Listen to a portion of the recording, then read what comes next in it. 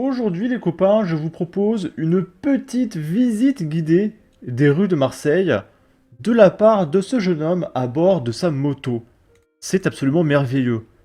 Donc là, ça a même pas commencé, on peut voir qu'il y a des barrières, des trucs par terre, des tags sur les murs, ok.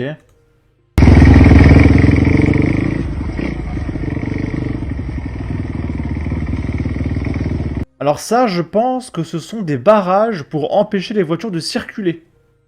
Parce que je pense que c'est un quartier tombé, et que c'est une frontière à traverser. Voilà.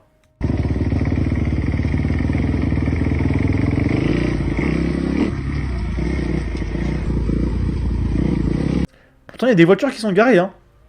Là, on voit des voitures garées, donc je sais pas comment elles circulent. Oh, le dépotoir que c'est. Ok, c'est merveilleux. C'est absolument merveilleux. J'ai tellement hâte que ça se généralise dans toute la France, les copains. Ici, c'est un club de sport, je cite, c'est pas moi qui le dis, hein, je cite un tweet, qui est adapté pour les électrices de Jean-Luc Mélenchon. Je coupe le son, il y a une musique.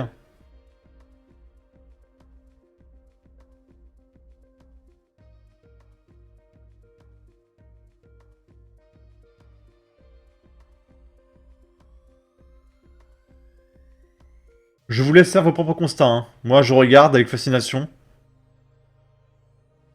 D'ailleurs, ça, c'est interdit en islam. Le voile doit n'avoir aucun symbole sur lui. Parce qu'il ne faut pas que le voile te mette en valeur. Donc s'il y a des petites fleurs, des petits logos, etc., ça va à l'encontre même du principe du voile. Donc cette femme-là ne respecte pas l'islam.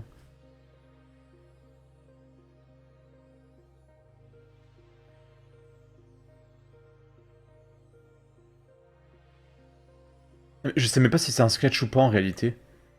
On dirait un sketch presque, hein. Bon bref. Là, on est à Toulouse. Des hôtels ont été transformés en hébergements d'urgence pour accueillir des femmes qui viennent de partout. Maghreb, Nigeria, Indonésie ou encore Géorgie. C'est absolument génial. Et il y a un mec qui dit « Tout va bien, c'est vous qui payez. Allez, on paye les fachos. » Entre les murs de certains hôtels, les résidents ne sont toujours pas, enfin ne sont pas toujours des touristes. C'est le cas de l'Occitana à Toulouse, entièrement dédié à l'hébergement d'urgence depuis quelques années. Depuis plusieurs années, des hôtels sont transformés en hébergement d'urgence pour des familles en difficulté. Et du coup, ces solutions d'hébergement sont permises par l'État qui alloue des enveloppes en faveur d'une politique sociale. Parce que forcément, le mec qui dirige son hôtel, il faut qu'il soit payé à faire ça. Et du coup, c'est l'État qui paye. Donc ce sont vos impôts. D'accord? Dans ces chambres pas comme les autres, Nailati est originaire des Comores. Avec son enfant en bas âge, elle a débarqué dans cet hôtel le 17 juin. Je me suis séparé du père et je suis venue ici, lâche-t-elle. Je me suis dit que je devais me débrouiller. On m'a dit qu'on aidait les gens ici. Grâce à une assistante sociale, on a fait des démarches pour venir dans cet hôtel. Un soulagement pour cette maman qui serait peut-être à la rue sans cette solution. Soraya, une Algérienne âgée de 38 ans, a elle aussi bénéficié d'un hébergement dans cet hôtel pendant 2 ans et demi. C'est fantastique.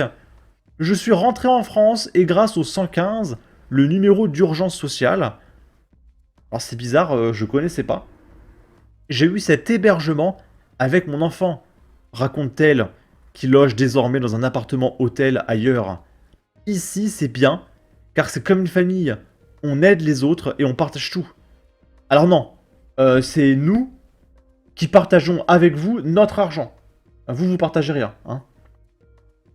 Elles n'ont pas forcément choisi de venir et sont désorientées. Elles ont donc besoin d'être rassurées et de sentir qu'on va les prendre en charge dans un environnement serein et calme. C'est Vincent Gilabert.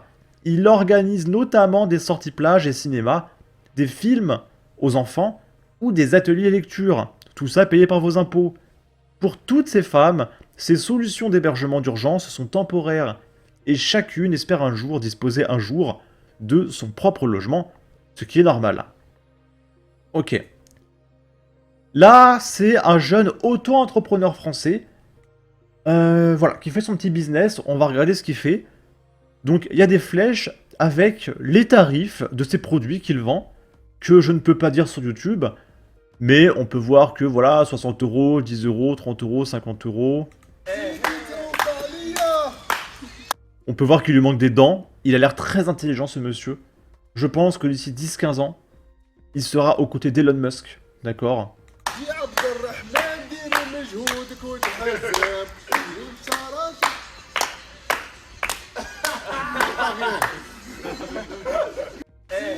Il a l'air tellement intelligent. Moi, j'adore les entrepreneurs français.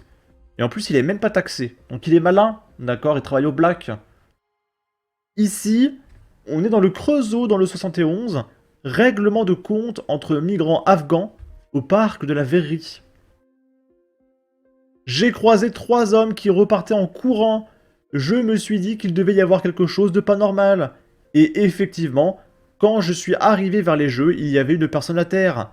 Puis les pompiers et au moins 3 voitures de police sont arrivés. Il était environ entre 18h15 et 18h30, témoigne une fidèle de Creusot Info. Les faits se sont déroulés jeudi, en fin d'après-midi. Plusieurs témoins ont vu 3 hommes arriver, et l'un d'entre eux frappait un 3e homme qui se trouvait à proximité des jeux, au centre du parc de la Verrerie. Alors que le blessé se trouvait allongé par terre, la police comme les pompiers ont reçu de nombreux appels. Très vite, une ambulance des pompiers est venue, tout comme plusieurs voitures de policiers. Le blessé a été pris en charge et transporté à l'Hôtel-Dieu.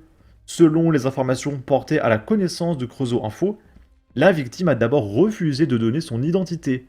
Mais à l'Hôtel-Dieu, il a fini par indiquer qu'il est un réfugié afghan et que les 3 hommes qui étaient venus pour lui régler son compte, pour une sombre histoire, sont eux aussi des réfugiés afghans, de sa connaissance. La victime est ressortie rapidement de l'Hôtel-Dieu. Une enquête de police est ouverte, mais il n'est pas certain que le ressortissant afghan, qui s'est fait défoncer, d'accord, dépose une plainte. Ok. Et il y a un mec qui partage ceci, un drame en 3 actes. Petit 1. La Saône-et-Loire n'accueillera pas d'Afghans évacués pour le moment. Petit 2. Dès juillet, le Creusot a ouvert ses portes à une quarantaine d'Afghans. Petit 3. Le Creusot, règlement de compte entre Afghans. Voilà. Alors attention, si vous faites un lien entre ces 3 actes, vous êtes un suprémaciste d'extrême droite. D'accord? Bref. En tout cas, n'hésitez pas à donner votre avis, votre opinion, à partager, liker, commenter, ça aidera au référencement de la vidéo sur YouTube. Abonnez-vous, suivez-moi sur Twitter, prenez soin de vous, salut!